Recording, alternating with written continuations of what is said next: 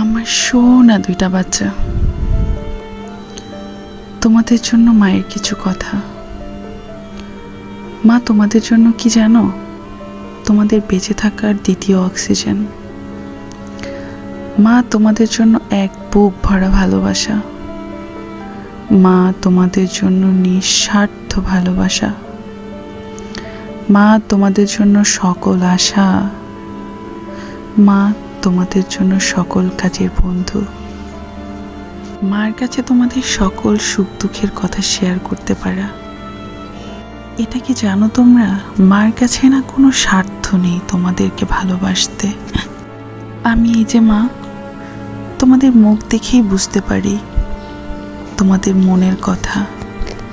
তোমাদের সকল দোষগুলোকে লুকিয়ে রেখে বাবার থেকে তোমাদেরকে আগলে রাখি মায়ের কাছে।